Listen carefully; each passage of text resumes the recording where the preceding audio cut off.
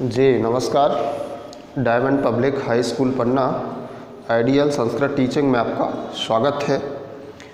Class 9th द्वितीय पाठः स्वर्णकाकाः। आज आप हिंदी अनुवाद इसका देखेंगे।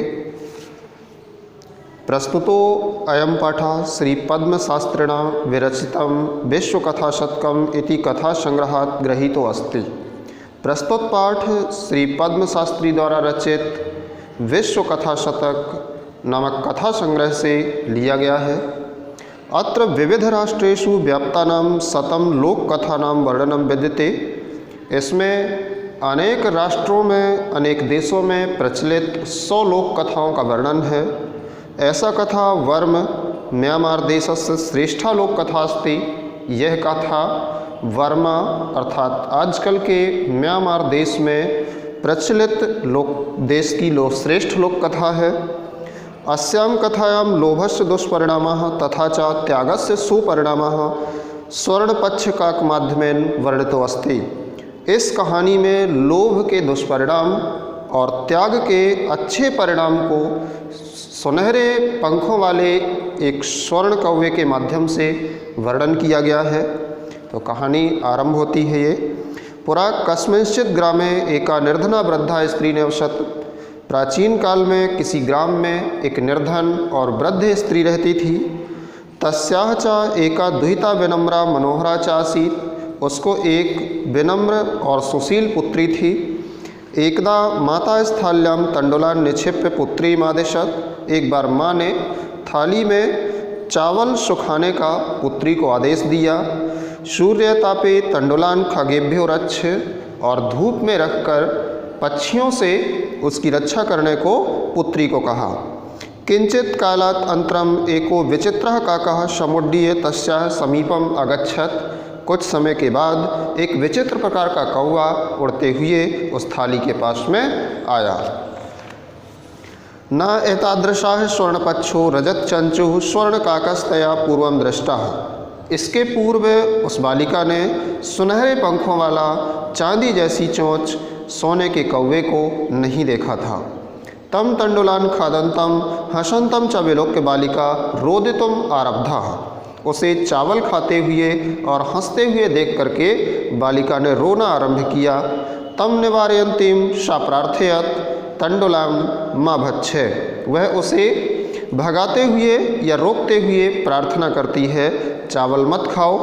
मदीया माता अतीव निर्धना वर्तते। मेरी माँ बहुत गरीब है।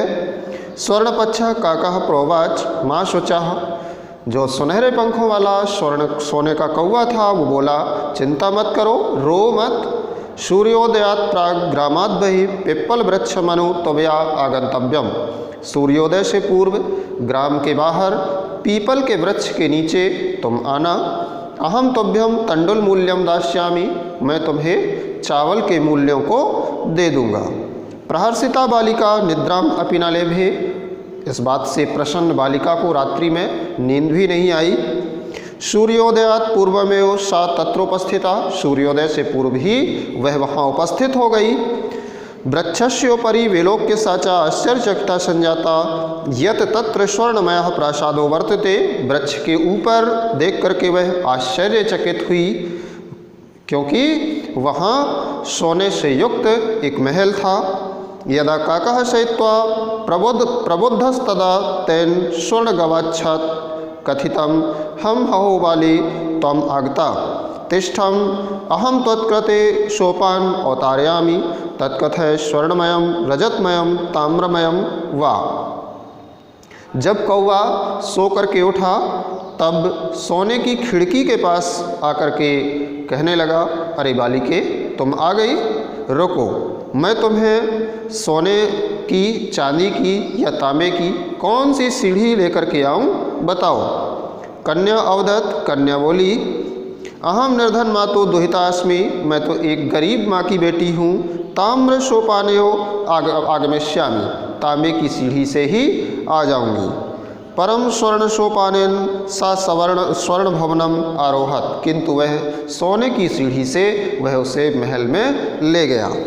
चिरकालम भवने चित्र विचित्र वस्तूनि संजितानि दृष्ट्वा सा विस्मयं गता।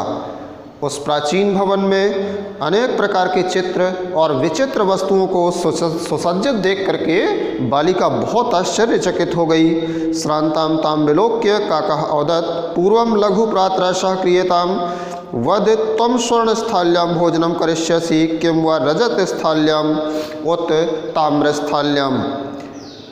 शांत देख करके उस बच्ची को कौवा बोला, सबसे पहले तो आप प्रातःकाल का हल्का नाश्ता कीजिए, उसके बाद बताना सोने चांदी अथवा तांबे किस थाली में भोजन करोगी।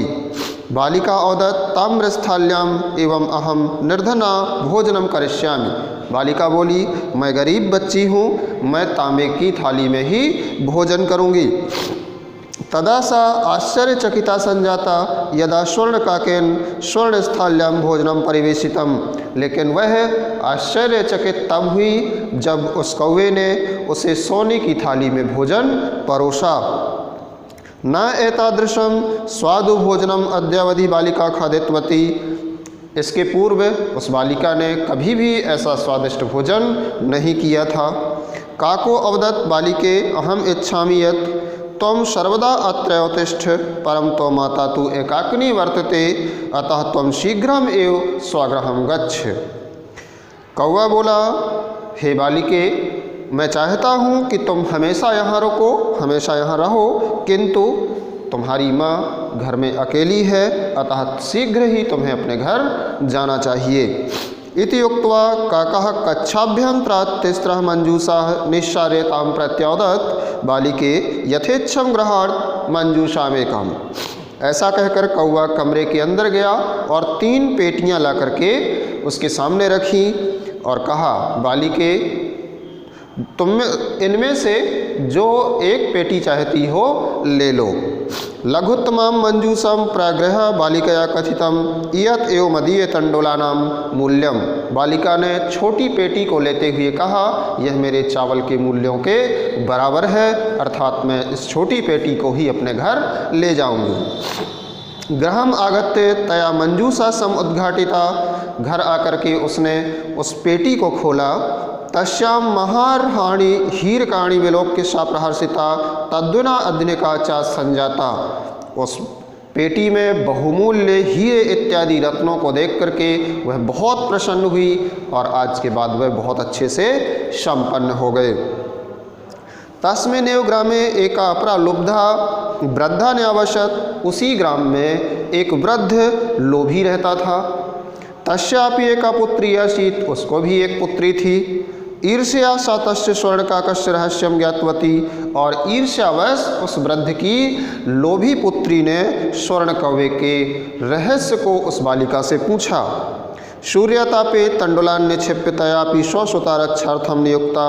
धूप में चावलों को सुखाने के लिए उस वृद्ध ने भी अपनी पुत्री को नियुक्त किया। तथा स्वर्णपच्छा काकः तंडुलान भक्ष्यन् ताम अपि तत्र आकारयत्। ठीक उसी प्रकार से वह सुनहरे पंखों वाला कौवा चावल को खाने के लिए वहाँ आया। प्रातस्तत्र गत्वा सा काकम निर्भर्त्स्यन्ति प्रावोचत् भो नीच काकः अहम आगता मह्यं तंडुमूल्यं प्रयच्छ। वह कौवे के पास जाकर के उसको उसकी निंदा करते हुए बोलने लगी, अरे नीच कौवे, मैं आ गई हूँ, अब तुम्हें मुझे चावल के मूल्य मेरे देने पड़ेंगे, अर्थात चावल की कीमत जो तुमने मेरे चावल खाए हैं उसके पैसे देने होंगे। काको ब्रवीत। कौवा बोला, अहम तत्कृते सोपानम अवतारयामी। मैं तुम्हारे लिए सीढ़ी लेकर के आता हूँ। तत्कथय स्वर्णमयम रजतमयम ताम्रमयम वा। तुम बताओ सोने चांदी या तांबे कौन सी सीढ़ी लाऊं। गर्वितया बालिकया प्रोक्तम। गर्विता घमंड से वह बालिका बोली, स्वर्णमयन सोपानम अहम अगच्छामि। मैं तो सोने की सीढ़ी से ही आऊँगी।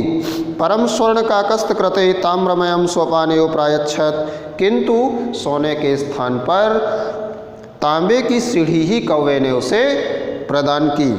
स्वर्ण काकस्ताम भोजनम अपि ताम्रभाजने एव आकारयत। और उस स्वर्ण कौवे ने उसको सोने के स्थान पर तांबे के थाली में ही भोजन कराया। प्रतिनिवृत्ति काले स्वर्णकाकेन कक्षाभ्यंतरात् तिस्रः मंजूषाः तत्पुरः समुपस्थितः, इसके पश्चात वह स्वर्ण कौआ कमरे के अंदर गया और 3 पेटियां ला करके उपस्थित हुआ। लोभाविष्टा सा बृहत्तमां मंजूषां गृहीतवती, लोभ से आकर्षित वह बालिका बड़ी पेटी लेकर के उपस्थित हुई। बड़ी पेटी अर्थात लोभी बालिका ने बड़ी वाली पेटी को उस कौवे से लिया कि इसमें अधिक हीरे इत्यादि रत्न निकलेंगे।